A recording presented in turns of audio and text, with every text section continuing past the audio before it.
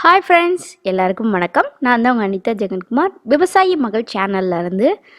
ஆக்சுவலாக இன்றைக்கி என்ன வீடியோ பார்க்க போகிறோம் அப்படின்னு பார்த்தீங்கன்னா, என்னோடய evening plus night routine plus வந்து நெக்ஸ்ட் டே மார்னிங்கோட ரொட்டீன் வந்து உங்ககிட்ட வந்து ஷேர் பண்ணியிருக்கேன். என்னோட எல்லா ஈவினிங் ப்ளஸ் நைட் ரொட்டீன் வந்து சேமாக இருக்காது. ஒவ்வொரு நாளைக்கு ஒவ்வொரு மாதிரி எல்லா வேலைகள் எல்லாமே வந்து மாறி மாறி டிஃப்ரெண்ட்டாக இருக்கும். எல்லாருக்குமே ஒவ்வொரு நாளோட இன்னொரு நாள் கம்பேர் பண்ணும்போது எதாவது சம்திங் டிஃப்ரெண்ட்டாக தானே இருக்கும். ஸோ அது மாதிரி தான் இன்றைக்கி பார்த்திங்கன்னா, மித்ரா பாப்பா ஸ்கூலுக்கு போக ஆரம்பிச்சிட்டாங்களே டெய்லி. ஸோ வந்து 2:00 வந்து அவங்களுக்கு ஸ்கூல் வந்து முடிஞ்சிடும். 2:00 வந்து நாங்களே போய் ஓன் வெஹிக்கிளில் பிக்கப் பண்ணிட்டு வந்துடுவோம். வந்ததுக்கு அப்புறமா பார்த்திங்கன்னா, ஒரு 2 hours வந்து ஏதாவது விளையாடுவாங்க. 4:00 வரைக்குமே நல்லா விளையாண்டுக்கிட்டு தான் இருப்பாங்க. ஆஃப்டர் 4:30க்கு அப்புறம் ஒரு பால் குடிப்பா. குடித்ததுக்கப்புறமா பார்த்திங்கன்னா, இந்த மாதிரி விளையாண்டு முடிச்சுட்டு ஹோம் ஒர்க் பண்ண வச்சுருவேன். ஆக்சுவலாக வந்து நான் கொஞ்சம் நேரம் விளையாடட்டும்னு சொல்லிவிட்டு நான் வந்து மித்ராவை விட்டுட்டேன் அப்படின்னா, அவளுக்கு வந்து அடுத்து படிக்க வைக்கும்போது இப்போ தான் நான் ஸ்கூலுக்கு போயிட்டு வந்தேன், மறுபடியும் படிக்கணுமான்ற அளவுக்கு வந்து அவளுக்கு தாட் வந்துடும்.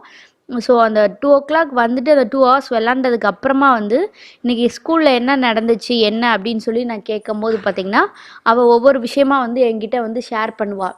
அப்போ ஷேர் பண்ணும்போது பார்த்திங்கன்னா, அப்படியே நான் வந்துட்டு ஓகே அப்போ நம்ம ஹோம் ஒர்க் பண்ணலாம் அப்படின்னு சொல்லிட்டு ஹோம் ஒர்க் பண்ண வச்சுருவேன்.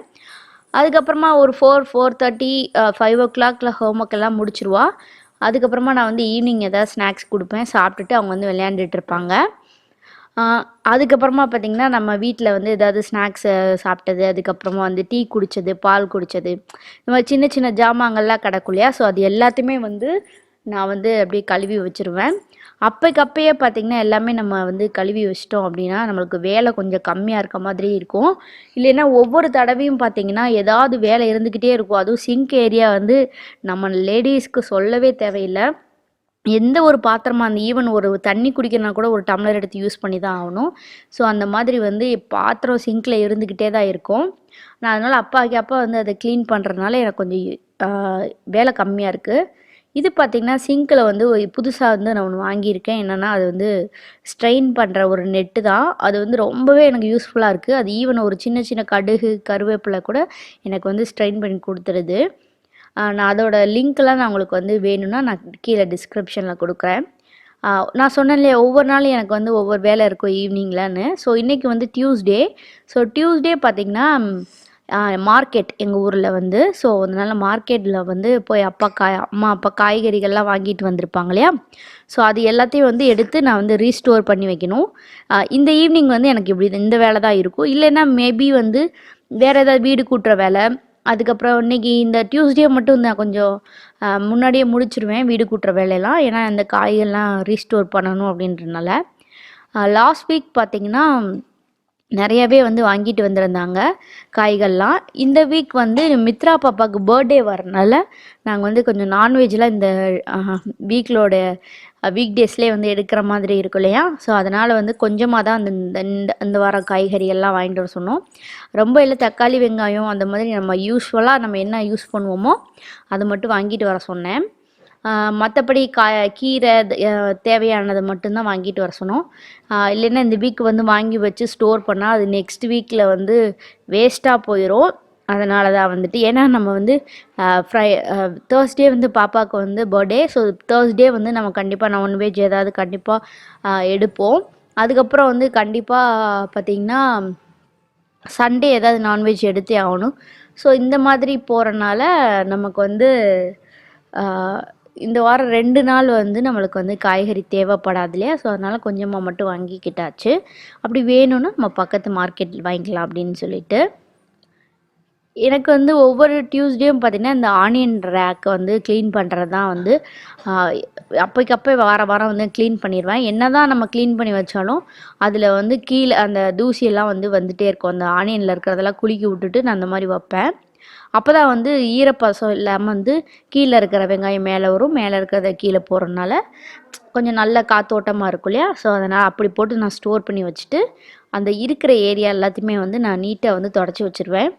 இது எவ்ரி வீக் பண்ணுறதுனால பெருசாக வந்து எனக்கு வந்து பெரிய வேலையாலாம் தெரியாது. ஆஸ் யூஷுவல் என்ன பண்ணுவோமோ அதவே நம்ம வந்து பண்ணிடலாம். அதுக்கப்புறமா வந்து ஆனியன் முடித்ததுக்கப்புறம் நம்ம வந்து தக்காளி தான் நிறையா வாங்கியிருக்கோம். ஸோ அதனால் தக்காளி ட்ரேயில் வந்து தக்காளி எல்லாத்தையுமே வந்து நம்ம போட்டு வச்சிடலாம். காய்கறிகள் வாங்கிட்டு வந்தோன்னே பிரித்து அந்த ரேக்கில் அதை வச்சிட்டோம் அப்படின்னாவே ஒரு பெரிய வேலை முடிஞ்ச மாதிரி. இல்லைன்னா அது பேக்குள்ளேயே இருந்துச்சு அப்படின்னா அது ஒரு மாதிரி ஈர வாசம் அடிக்க ஆரம்பிச்சிடும். அதுவும் வெங்காயம்லாம் வந்து ஒரு மாதிரி அழுகி போகிற மாதிரி நைட்லாம் தண்ணி விட்டுருன்னு சொல்லுவாங்களே, அது மாதிரிலாம் ஆயிரும். அதனால் எப்போயுமே மார்க்கெட் போயிட்டு வந்து ஒரு 10 மினிட்ஸில் அதை வந்து எடுத்து வச்சிடணும். அதனால் அம்மாவும் அதுதான் சொல்லுவாங்க, அம்மாவும் எடுத்து வைப்பாங்க. அம்மா இல்லாதன்னைக்கு வந்து நான் எல்லாத்தையும் எடுத்து வச்சுருவேன். நெக்ஸ்ட்டு வந்து இன்றைக்கி நைட்டு டின்னர் பார்த்திங்கன்னா வெண்பொங்கல் கேட்டிருக்காங்க வீட்டில். ஸோ வெண்பொங்கல், சாம்பார், சட்னி. வேலை பார்த்துக்கிட்டே வந்து சைட் பை சைடாக வந்து அதையும் வேலையும் வந்து முடிச்சிடலாம். சாம்பார் வைக்கிறது ரொம்ப ஈஸி. குக்கரில் வச்சு விட்டா ஒரே தாளிப்பில் வந்து சாம்பார் முடிஞ்சிடும். ஆஸ் யூஷுவல் பொங்கலுமே அப்படி தான். சட்னி மட்டும்தான், அதுவும் ஈஸி. தேங்காய் சட்னின்றது இருக்கலே ரொம்ப ஈஸி. ஸோ அதனால் நான் வந்து கொஞ்சம் நேரம் அரிசியை வந்து ஊற வச்சிடலாம் அப்படின்னு சொல்லிட்டு ஊற வச்சிட்றேன். அது ஊறிட்டு இருக்க நேரத்தில் வந்து நம்ம மற்ற வேலை எல்லாத்தையுமே வந்து கடகடன்னு முடிச்சிடலாம். ஒவ்வொரு நாளும் பார்த்திங்கன்னா ஒவ்வொரு வேலை வந்து அதிகமாகிட்டே இருக்கும். ஸோ நம்ம வந்து பிளான் பண்ணி அந்த வேலையெல்லாம் முடிச்சிடலாம்.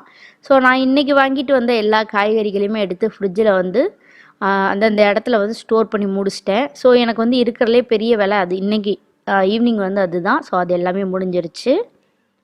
நெக்ஸ்ட்டு வந்து என்னென்னா பாப்பாவோட lunch box and snacks box இதெல்லாம் வந்து க்ளீன் பண்ணி வைக்கிறது தான். ஸோ அதையும் வந்து நான் விளக்கும் போது கையோடு வந்து எல்லாமே க்ளீன் பண்ணி வச்சிட்டேன்.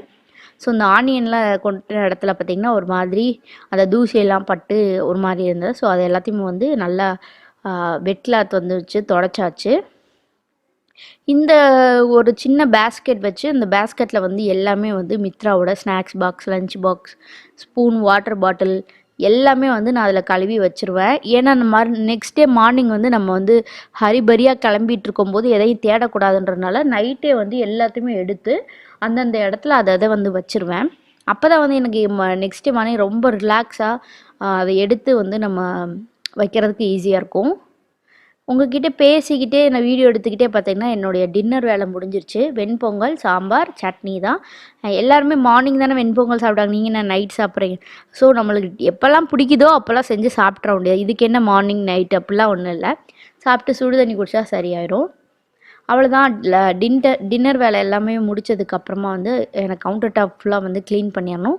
க்ளீன் பண்ணி நம்ம கழுவ வேண்டியதெல்லாம் கழுவிட்டு துடைக்க வேண்டியதெல்லாம் துடைச்சி வச்சுட்டு படுத்தோன்னா காலையில் வந்து பாப்பாவுக்கு காலையில் பிரேக்ஃபாஸ்ட் அண்ட் லஞ்சு செய்ய வரும்போது கிச்சன் க்ளீனாக இருந்தால் மட்டும்தான் நம்மளுக்கு காலையில் வேலை ஓடும். இல்லை அப்படின்னா வந்துட்டு அப்படியே ஒவ்வொரு வேலையுமே வந்து ரொம்ப பெரிய வேலையாக தெரியும் நமக்கு. ஸோ அதனால் எல்லாமே க்ளீன் பண்ணிவிட்டு கிச்சனையும் ஃபுல்லாக வந்து நம்ம வந்து கூட்டி முடித்தாச்சு. நம்ம வேலையை நம்ம தான் பார்க்கணும். ஸோ அதனால் வந்து நான் எப்போ பண்ணாலும் அதை நம்ம தான் பண்ண போகிறோம். ஸோ அதை வந்து நம்ம முன்னாடி ஏர்லியாகவே நம்ம பண்ணி வச்சிட்டோம் அப்படின்னு சொல்லிட்டா நம்மளுக்கு வந்து ரொம்ப ஈஸியாக இருக்கும்.